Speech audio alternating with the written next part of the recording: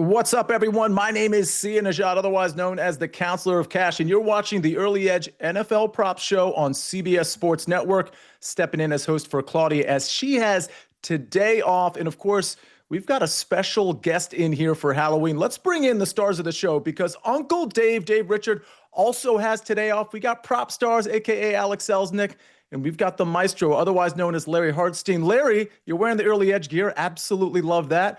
Are you dressed as someone who's going to cash all their prop bets today? I'm dressed as a kid in a candy store. I get to be on the prop show for the first time ever with the #1 prop better in America, with the sharpest host in America. I just want to do my part, give out 3 to 4 solid winners. I absolutely love that. I've got 4 solid winners, hopefully, to give out. PropStarz, before we get to our recap screen, can I ask you, we were talking pre-show, you have a lot of volume this week. Any particular reason? Yeah, I just happen to think there's some tremendous matchups out there with a ton of value to be had. I've put out 8 official picks already for our SportsLine subscribers. That's an abnormally large amount for me, really any time of the season. Typically, I have between 3 and 5 picks. But yeah, I don't limit myself to if I think there's enough value to be had across the board, I would have 20 picks out there. So I've found quite a few spots. There's even some spots I have highlighted that I'm going to dig into later. Not enough hours in the day, but I certainly cannot wait for this weekend. I'll tell you what, if you want to get PropStarz picks as soon as he puts them out, you want to become a member of SportsLine, we're going to tell you how to do that later in the show. Let's take a look at how we did last week before we get into our passing props. Of course, it was me, it was Claudia, Dave, and Alex, and we're looking at our update. Look at PropStarz, 23 and 15 overall. I'm trying to crawl back to 500. I hit 3 out of 4 last week, so certainly a good week, but a couple of bad weeks to start off the season. So trying to get back to even and surpass it. Dave Richard, 2 and 2. And Claudia, I mean, she's coming off some really good weeks, had a bad week last week, 1 win, 3 losses. But again, she's near 500 as well. All right. Let's talk about our showdown records here. We did have a showdown, I guess it was a couple weeks ago. I think we might have had one last week. I think that needs to be updated because PropStarz, let's bring you back on. Didn't Claudia beat you in a showdown last week? Shouldn't she be 1-1? She did beat me in a showdown last week. Tucker Craft. Kudos to Claudia. Well done. She deserves her flowers. Also, hello, Uncle Dave. Hopefully he's somewhere watching this right now. Absolutely. So we'll correct Claudia. She is now 1-1. Proppy, I guess that would be 3 and 2 there. Larry, you're new to the show. Not new to the Early Edge, but you're new to this show. So I'm going to give you the honors of kicking us off with the first prop, which will be a passing prop. Yeah, I'm taking Cam Ward under his longest completion of 32.5. This is a very tough matchup with the Chargers, who give up the 3rd fewest explosive pass plays. Derwin James trending in the right direction to play. Calvin Ridley trending like he's going to be out yet again. And you just look at Cam Ward against the coverages that the Chargers like to play. A lot of cover 3, a lot of cover 4, averaging under 6 yards per attempt. I think this is going to be one of those games that the Chargers control from start to finish. I think they're going to own the clock, and I think there's not going to be that many opportunities for Cam Ward to take a shot downfield. But against this pass rush and the way this defense is playing, especially against the pass, this is a number he's already gone under in 5 of 8 starts. Let's make it 6 and 9 on Sunday. Yeah, this is an interesting one, Proppy, because first of all, you have a prop in this game for the other quarterback, which we're going to get to in a second. You know, this one's interesting to me because there has been a bit of an emergence of Chimere DK, and this passing game at least looks a little bit better. I wouldn't mind looking at Cam Ward, and I don't mind Larry's play, but I wouldn't mind looking at Cam Ward's just general volume. If they can sustain some drives, which maybe they can, but looking at his pass attempts, maybe even looking at his yardage, something I mentioned last week, which actually hit with respect to his yardage. Any thoughts on this pick, though? I would agree with you, Sia. I think there's also a bit of an emergence with Cam Ward. I think if you look at his totality, the season-long numbers aren't very good, but he's shown a couple of glimpses in recent weeks. The receiving core stepping up a bit as well, as you just pointed out, Sia. I think potentially getting Calvin Ridley back would be a big boost to the offense. What I worry about in this matchup, though, is there's going to be an uptick in passing volume. I think both quarterbacks are going to be throwing the ball in this matchup. Chargers are certainly capable of pushing the Titans, considering we've got a big point spread here. So I do worry about passing volume for Cam Ward, having enough, attempts basically downfield, whether they're playing catch up or even in a neutral game environment. So that would be my one concern with Larry's prop. Well, Proppy, you did mention that the Chargers are going to be able to move the ball. You like them to move it through the air, courtesy of Justin Herbert. I do see. I'm going to go over 242.5 passing yards for Justin Herbert. We're getting a significant discount here, gentlemen. This line, he averages 267 passing yards on the season. So are getting a big discount here against Tennessee, who has been a significant pass funnel. What I mean by that is their opponents are choosing to attack Tennessee through the air. And I think the Chargers are well suited to do that. First and foremost, getting Joe Alt back is just huge for this Chargers team. Having Joe Alt back, this Chargers offense looks completely different. Justin Herbert looks like one of the best quarterbacks in the league. That's also coincided with the emergence of Oronde Gadsden as well. He now has a fourth weapon in this offense to really challenge teams vertically. There is just an embarrassment of riches on this Chargers offense as far as skill position players and receiving talent for Justin Herbert to throw to. The Titans also missing Jeffrey Simmons as well. Far and away their best defensive player, also their best pass rusher. And then the secondary is completely decimated. L'Jarius Sneed, their best cornerback, he's on injured reserve. They've traded Roger McCreary and Jarius Brownlee. They're also missing Darnell Baker, who missed last game with a concussion. So this secondary is depleted. I think the Chargers are going to attack them through the air, and this sets up as a big game for Justin Herbert. I love him to go over 242.5 passing yards. PropStarz, one issue with the receiving core when it comes to the Chargers, if we're looking at props, is there are so many now with, Quentin Johnston, obviously, but the main components here, Keenan Allen, Ladd McConkey, and Oronde Gadsden. Would you be avoiding all the receivers here? You know what I'm saying? If you're looking at overs or even unders, because you don't know where the volume's going to go. I think we've seen a shift in the last few weeks, and it's definitely trending towards Ladd McConkey, who I think all along has been their most talented wide receiver. And we're starting to see that talent win out. McConkey's been heavily targeted the last couple of weeks. He's really performed well from an efficiency standpoint as well. So I think coming into the season, we had high expectations for McConkey. Starting to see that come to life here. And I think that also has a lot to do with Joe Alt being back and really stabilizing the line for Justin Herbert, because with a clean pocket, he's as effective as any quarterback in the NFL. Offensive line, a very big deal. And that transitions to my play. I'm taking Daniel Jones over 1.5 touchdown passes. I'll be quick here because, Proppy, like you said, Larry, you've got a lot of running back props. Proppy, you got a lot of wide receiver props. I'm going to be quick here because, listen, Daniel Jones has hit this prop in each of his last 4 games. And what's so interesting about it is we all think, okay, Jonathan Taylor's doing all the work for the Indianapolis Colts. It's really both Jonathan Taylor and Daniel Jones. And when you look at this Pittsburgh defense, it's pretty bad, right? But they're actually a little bit better against the run than they are against the pass. So I think when we see Daniel Jones and company near scoring position, I really like him to be tossing the ball instead of handing it off to Jonathan Taylor. So I really like this play. I will point out it's minus 122 at a couple places, but a lot of places it's like minus 140, minus 145. I don't think I'd pay that price. If anything, I'd wait for it to come back down or maybe use it as a parlay piece or something like that. But you can still get minus 122s out there. Proppy, give me 20 seconds on this and then we'll go to a break. Just so impressed with this Daniel Jones-led Shane Steichen offense. We've been talking about it all season long. His grasp of this offense, they are firing at all cylinders. They are so effective. We've been waiting for this other shoe to drop with Daniel Jones, and it's not happening, and this is not going to be the matchup that it happens. So love this look, Sia.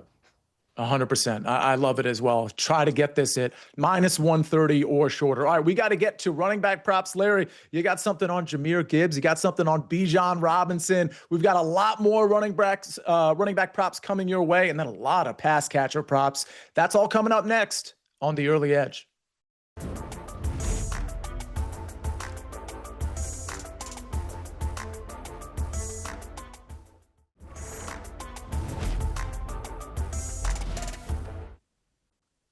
We're back on the Early Edge NFL Prop Show, joined by Larry Hartstein and Alex Selznick. Larry, we got to get to our running back props. I'm going to let you lead off again here. You've got two premium names to talk about, but you're going to be talking about at least one of them in a very unique way. Talk to me about Jahmyr Gibbs first. Obviously, that's a game at home against the Minnesota Vikings. I expect the Detroit Lions to roll, and what that might mean is that Jahmyr Gibbs will have a pretty productive game.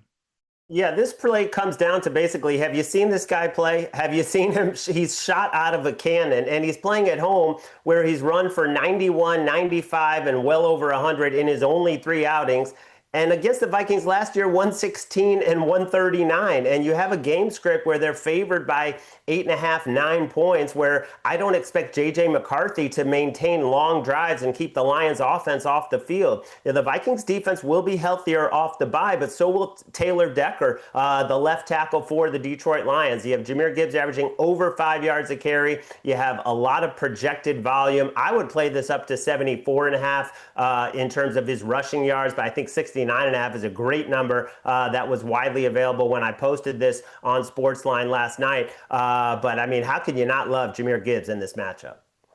Proppy, I'm going to give out one of my rushing props, and then I'm going to go right over to you to see if you like either of these. And honestly, everybody who watches this show knows that you will feel free to say, hey, I don't like this very much. I wouldn't take it. So obviously want your objective opinion here. I'm going with Tyrone Tracy over 52.5 rushing yards. I will tell you, BetMGM opened this at 50.5, and for whatever reason, I didn't jump on it right away. So I'm having to pay the 2-yard price for that. But this is a volume play more than anything. First of all, I think Tyrone Tracy's a pretty good running back. I think he's very underrated. That's just me. As far as Cam Scatterbury's role, I think Tyrone Tracy is going to slip right into that. What does that mean? That means a lot of volume for Tyrone Tracy. We're probably looking at around 14 carries. At least that's his projection per the sports books. But honestly, it wouldn't shock me at all if this is maybe 15, 16 carry game for Tyrone Tracy. Either way, even with 14 carries, his yards per carry doesn't need to be that high against this banged up 49ers defense. I think he gets there. 52.5 is very low. Proppy, what do you think of the Jahmyr Gibbs or Tyrone Tracy plays? I like them both quite a bit, particularly Jahmyr Gibbs. I agree with Larry. When you watch Jahmyr Gibbs, he looks like he's shot out of a cannon. He just passes the eye test. The guy is so dynamic, electric. Then we're talking about him in a controlled environment on a fast track versus a significant run funnel. Brian Flores loves to blitz. We know this Minnesota defense. How do you offset that? You run the football. This John Morton offense is different a little bit from the Ben Johnson offense in that they're a little more conservative and traditional, but they are not afraid to run the football. So I see a lot of potentially volume for Jahmyr Gibbs, and you give him volume, you know that he's going to rip off chug plays. So that's one that I took a very close look at. I thought Larry got a great number there as well. That has my full endorsement. As far as Tyrone Tracy is concerned, I like it as well. I think the San Francisco defense, this is not the defense that we're used to seeing, where they've been very stout as far as the run defense is concerned. They're very vulnerable. And we know that this Giants offense, they don't want to overwhelm Jackson Dart, who's performed well for a rookie, but at the same time, you definitely want to be balanced if you can. I think it's going to be a competitive game as well. So I like both these looks.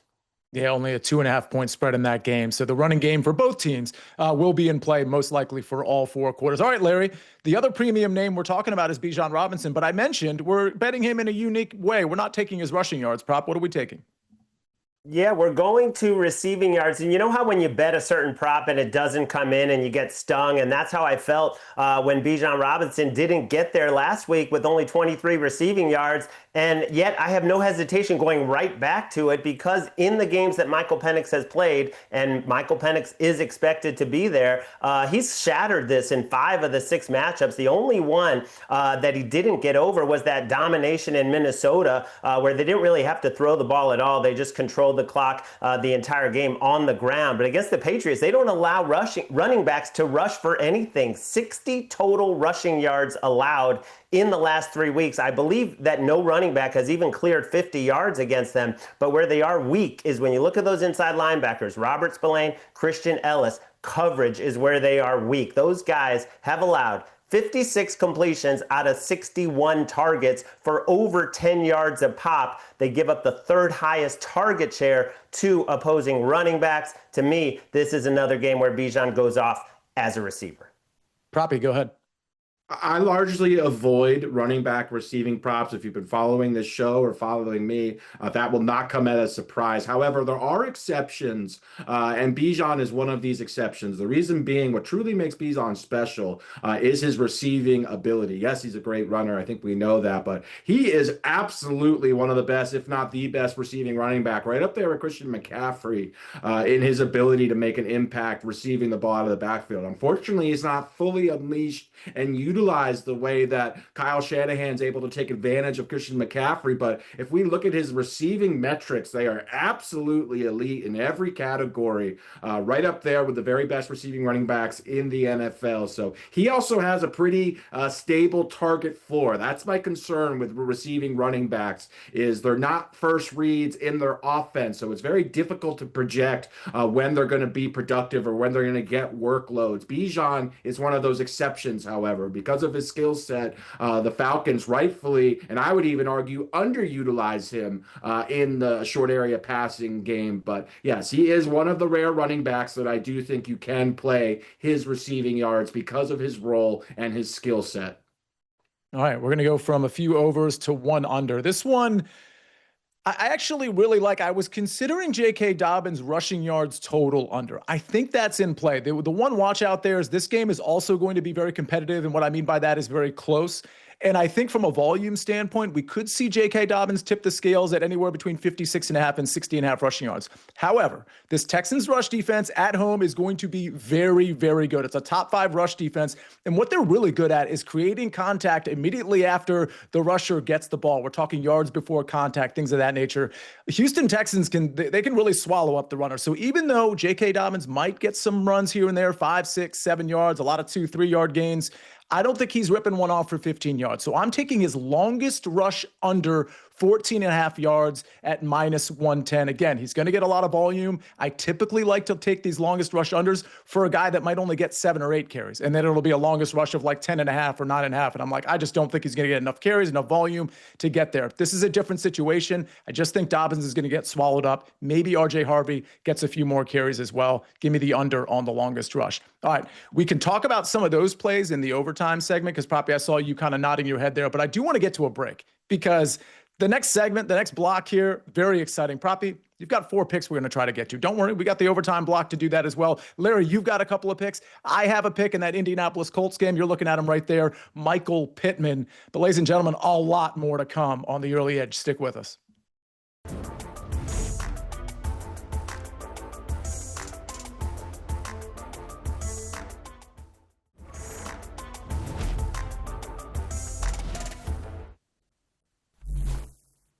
Thanks for sticking with us on the early edge here on CBS Sports Network. Let's get to some pass catcher props, wide receivers, tight ends. We've got a lot to get through, and we got a lot of time to do it.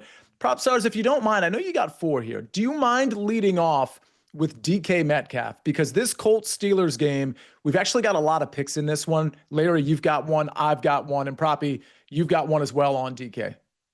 I do see. Yeah, this looks like a really optimal game environment for a potential spike week or a ceiling week for DK Metcalf. I'm going over on his receiving yards at 58.5 for DK, who is the clear focal point and the wide receiver one in this Pittsburgh offense that surprisingly, for an Arthur Smith coordinated offense, they've been airing the ball out a good amount here. And that has something to do with their defense being vulnerable and being in a lot of shootouts. But we've got a 50-point total in this matchup. And we have a dance partner in the Colts who are exceptional offensively, who I think are going to push Pittsburgh into a higher volume passing attack. We've really seen DK come on strong recently. Again, I mentioned he's the clear focal point of the passing offense, but he's been drawing targets down the field, and I think he's going to have a lot of success versus Indy. Indy does not double team very much, and their secondary is absolutely decimated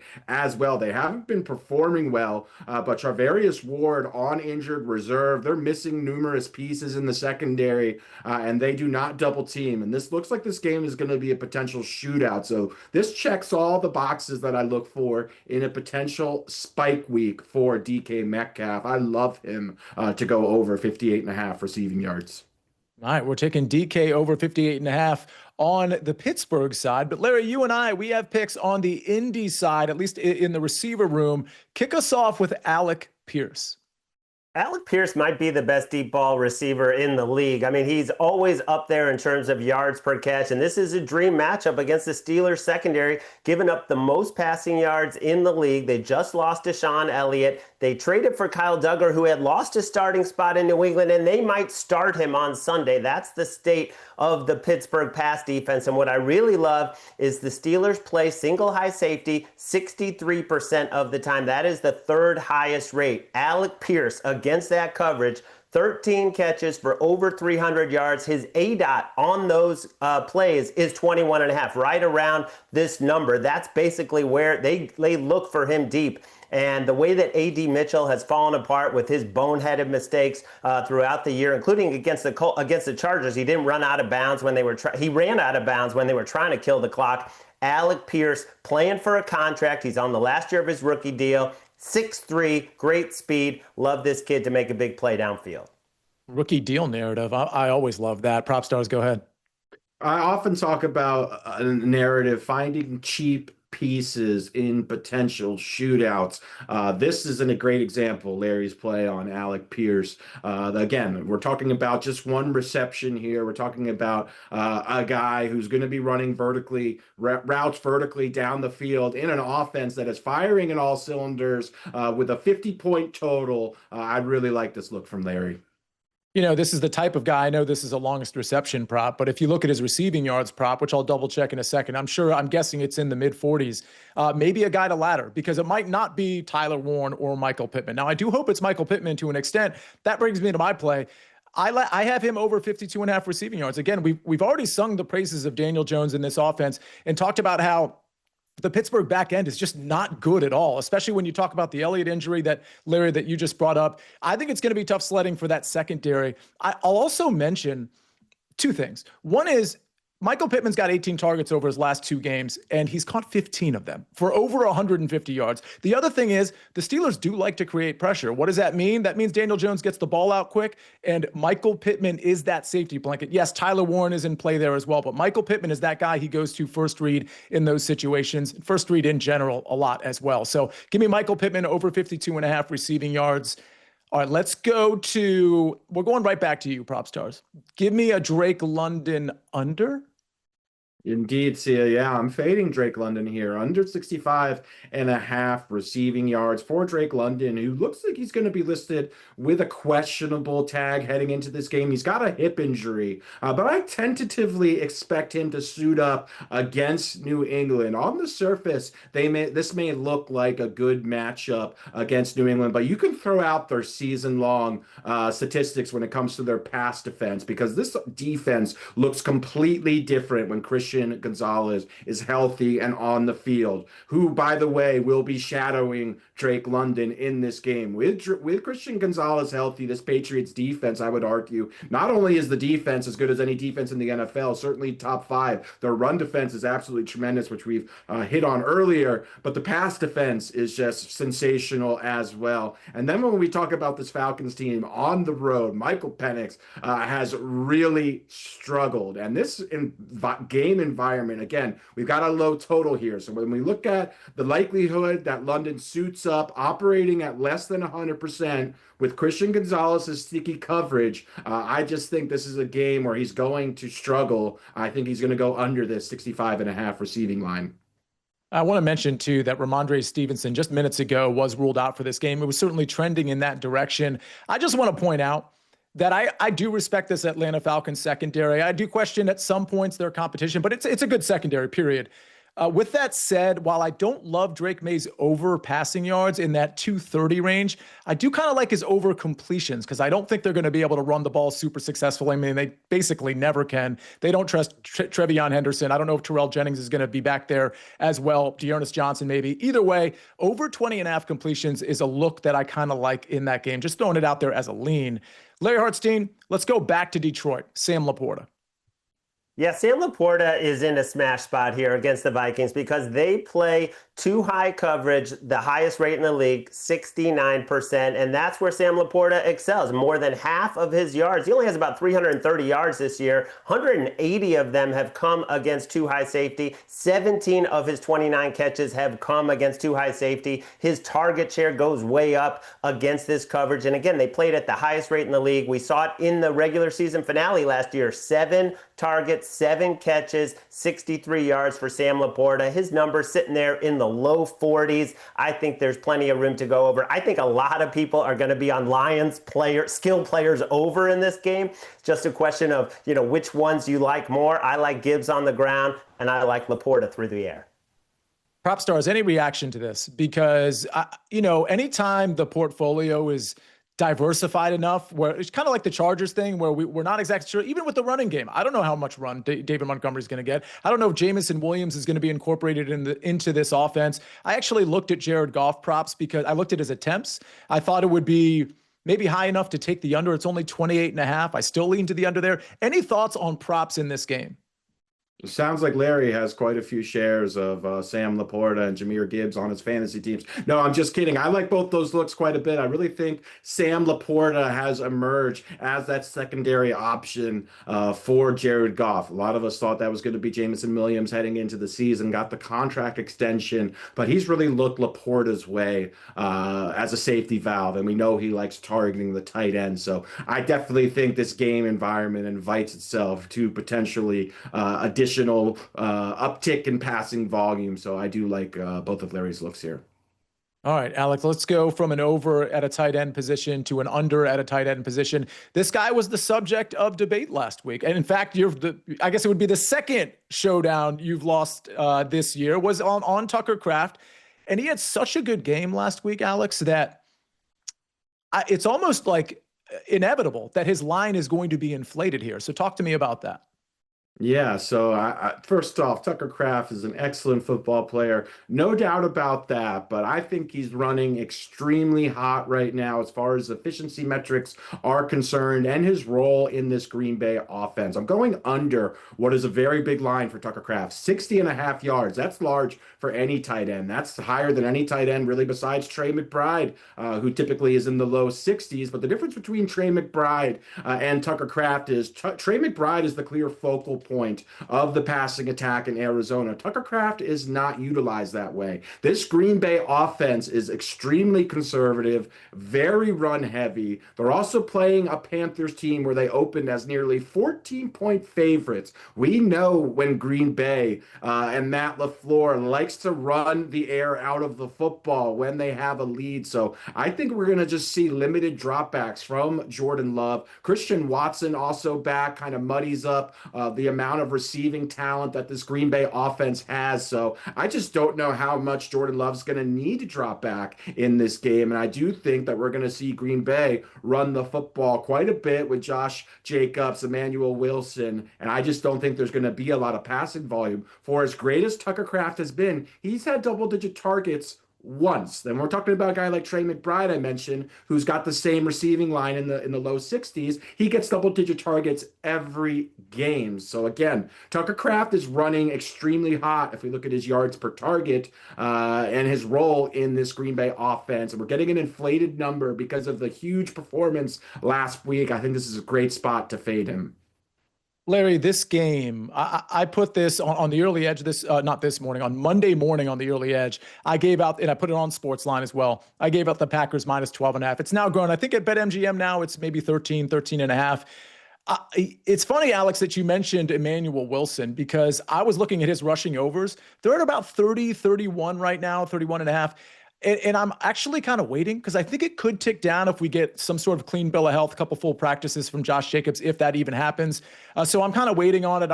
I thought I was kind of hoping it would open in that 26.5, 27.5 range. Either way, Larry, how do you think this Green Bay game is going to go against Carolina? Because I agree with what PropStarz said. I don't think Carolina has a chance in this one. Yeah, I think it takes a lot of courage to fade a guy who the last time we saw him on national TV was like stiff arming and running through the entire Steelers defense, and I mean making them look silly. He is an unusual athlete at tight end, but you're right. The number is very high given the game script. Emmanuel Wilson is a look I really like because just watching that game, he looked far more explosive than Josh Yes. Jacobs, and they really like him. So in a game where you could have 30 rushing attempts, from the Packers because of the game script, I just think, Bryce Young, it's probably going to be him. He's going to be under a tremendous duress. This Packers line, they get pressure with four. They don't even need to blitz with Micah Parsons and Rashawn Gary. So very tall order for Carolina. And that Carolina offensive line sustained even more injuries last week against Buffalo. It's just not going to be a good look for them on the road. All right, we have more picks to get to. So I know we have a play on Hunter Henry, PropStarz we need to get to. I want to get some of your reaction to some of our other picks and some of your leans that you mentioned at the top of the show. That's coming up next on our overtime segment on the NFL Prop Show right here on the Early Edge.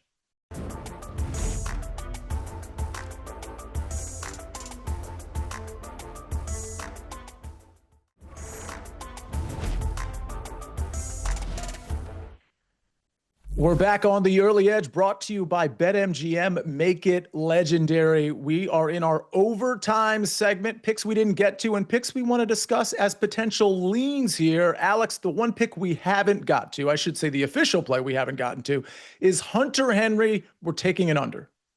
Yeah, we are. And before we do that, I think I want to do something that I don't think you guys were expecting. I want to give the Atlanta Falcons their flowers, gentlemen. This is not a phrase you hear very often, but this Atlanta pass defense has surrendered just 107 yards through 7 games to opposing tight ends. That is astronomically low. To put that number into perspective, the Miami Dolphins have surrendered over 600 yards to opposing tight ends. So this Falcons team, while they may not be the best team in the NFL, they certainly cover tight ends well, and that bodes poorly for Hunter Henry here. I'm going under on his receiving line. This is 34.5. It's a fairly low total, but he's only eclipsed this in 2 games this season. He's utilized in the red zone, but he's really not utilized downfield, and his role is diminishing in this Patriots offense. Last week, Henry's first read target rate was just 4%.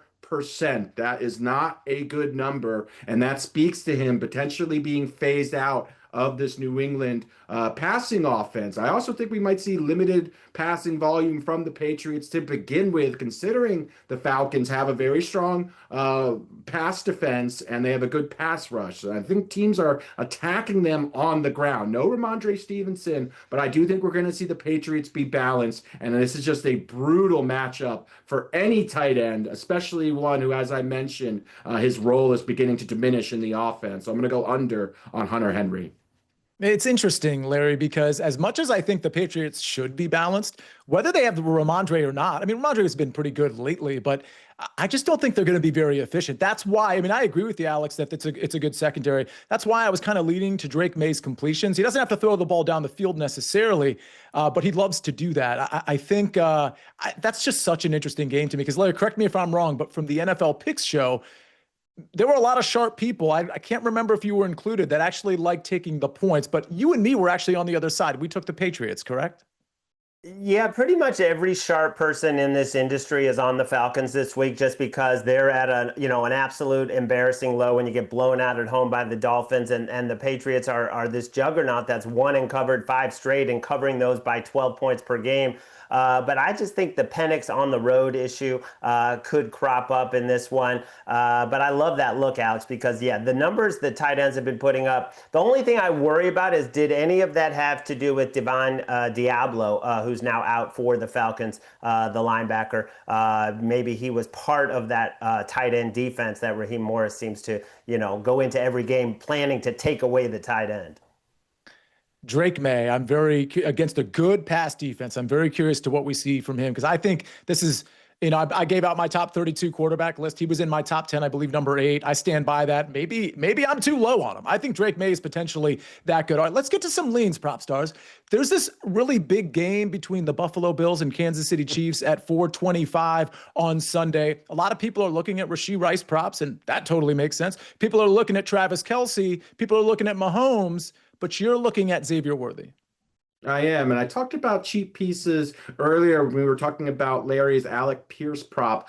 This is applicable to Xavier Worthy in this game. Going over on his receiving yards, just 46.5 for Xavier Worthy. Now, this one looks like a potential shootout between two teams right now with elite offenses. No doubt about that. We're talking about a Patrick Mahomes and Josh Allen led offense. We have a 53.5 point total, the largest on the slate. Also, numerous key defenders are going to be missing from Buffalo's side of the ball here. So Xavier Worthy has slowly started to come around. Last week versus your Commanders, Sia, he had an 88% route participation. That's his highest mark of the season. So that shoulder injury seems to be in the rearview mirror, and the Chiefs are clearly utilizing him more and more. And boy, does this matchup look good for him to test the back end of this Buffalo secondary, which has been extremely leaky. So if you're going to tell me that there's a player who's a vertical threat in a Patrick Mahomes-led offense who does not come off the field and his receiving line is just 46.5, and oh, by the way, he's drawing a minimum of 6 to 8 targets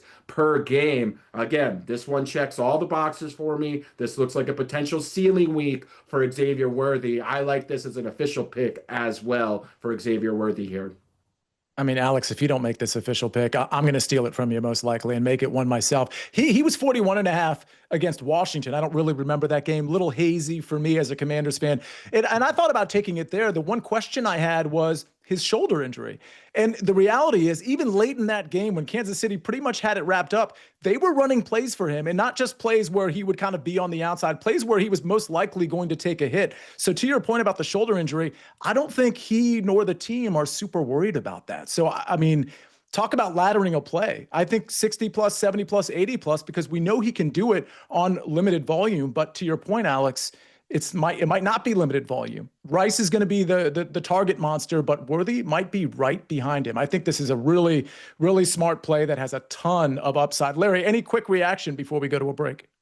Yeah, I prefer Rice over 6.5 catches as the play in this game because since he's come back, I mean, he has stepped in as the clear alpha in that attack. And maybe, Worthy has all the route participation, but maybe they're using his speed to clear people out. He did get over late in that game, that blowout against the Commanders. And this is definitely going to be a shootout, much higher point total for both sides. But I just think Rice, the way he's come in, I mean, you look at 6.5 catches, that's a lot, but I'm still would go over that just because of how, they throw the short ones to him so often. Yeah, and his receiving yards prop, it's been creeping up by the week, just by a yard or two, 68.5, creeped up to 69. Some places have it as high as 72, 73.5. He's certainly in play there. I mean, you look at Patrick Mahomes' passing yards prop, I'm going off memory here, but I think it's in that low 270 range. So, I mean, they're not going to be, again, Pacheco out for this game most likely. So you're going to see a lot of Brashard Smith, Kareem Hunt, maybe not a super effective running game against the Bills. Go ahead, Proppy, real quick. Kareem Hunt is a guy I've been waiting to see when his line would populate. As you mentioned, Isaiah Pacheco ruled out for Kansas City. Buffalo's run defense has really struggled. And Kareem Hunt, while he might be a little bit long in the tooth, as we say, an aging running back, he's performed very consistently. I believe the Chiefs and Andy Reid trust him as well. So while I'm excited about the future of Brashard Smith, I think he has a lot of potential. I think Kareem Hunt right now is guaranteed a pretty heavy workload and what is certainly going to be an awesome game environment between two elite offenses. I hope everyone that watches this show and is subscribed to the Early Edge podcast is also watching or listening to the Fantasy Football Today DFS podcast, because we talked a lot, me, Mike McClure, and Meg Schaub talked a lot about Kareem Hunt, Travis Kelce, that game in general, among other games. So check that podcast out as well. We gotta get to a break because we got to get to our best bets. We're going to go over all of our official plays and talk about which ones we like best. That's coming up next on the Early Edge.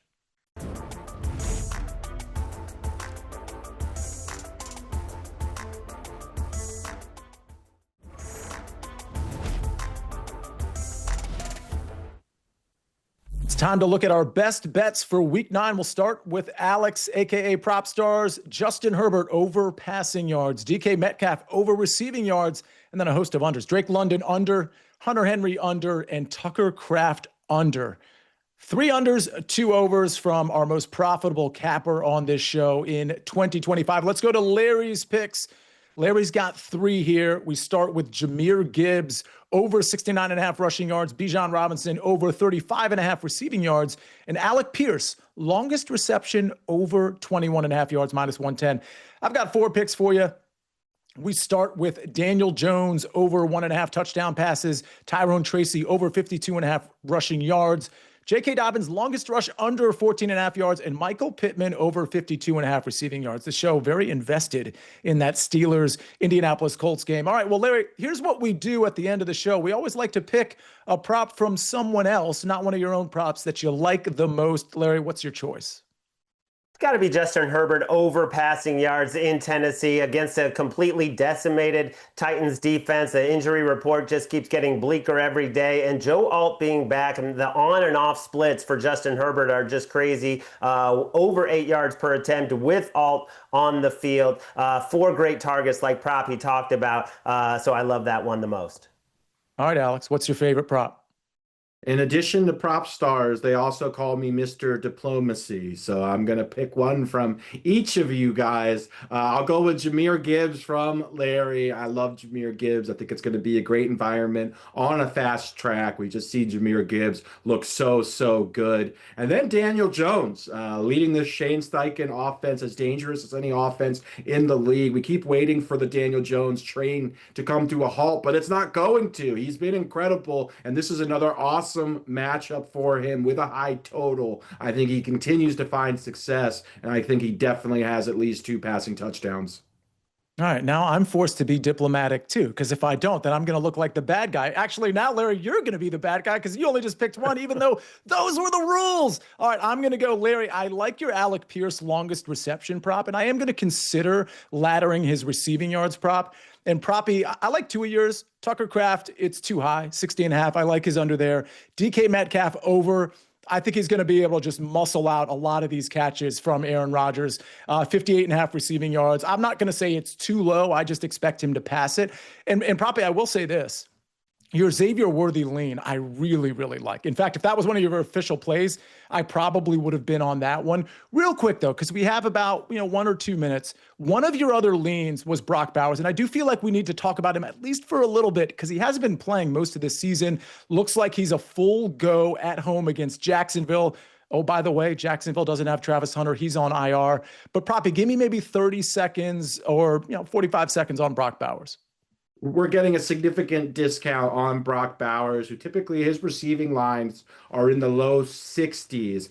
He really struggled through injuries in the beginning of the season, was not playing at 100%. The Raiders finally decided to shut him down. Now they've had a bye week. He's full systems go, practicing in full. The reports from Pete Carroll have been glowing. So I will gladly take this discount from Brock Bowers at just 49.5 receiving yards. He's capable of having success versus any defense, regardless of the coverage, but I would also consider this a plus matchup against a Jaguars pass defense.